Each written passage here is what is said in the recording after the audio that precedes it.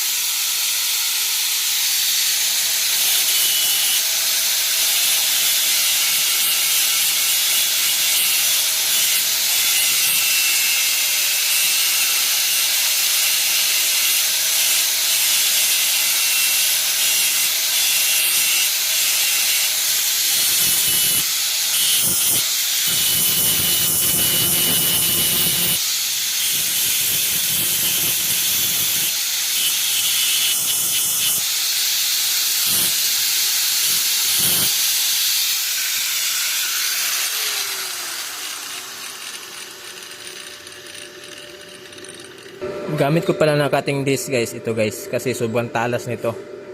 Ayan. At hindi siya basta mabali at sobrang dali lang at mura lang. Kung gusto nyo bumili nito, andyan sa comment yung link. O hindi nakita sa comment, andyan sa caption. So butasan natin yung sharp pin. So ang gamit ko pala na pangbutas ay yan yung pang stainless. Andyan sa comment yung link. Kung nyo nakita sa comment, andyan sa caption. Yan. Yung stainless po yan. 304 stainless. Yan. Diba?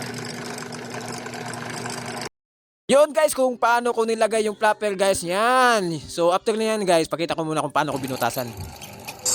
Ayan guys, kung gusto kayo bumili ng pangbutas o drill bit, andyan lang sa comment yung link guys. Yan, pakiclick lang dyan. Kung hindi nyo nakita, andyan sa caption.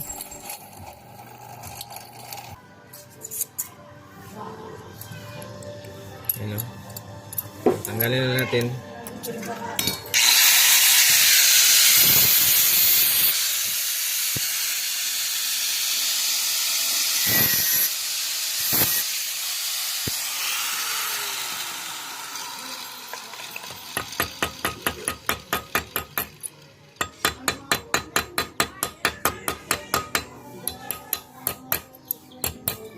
Ganyan lang kadali guys oh.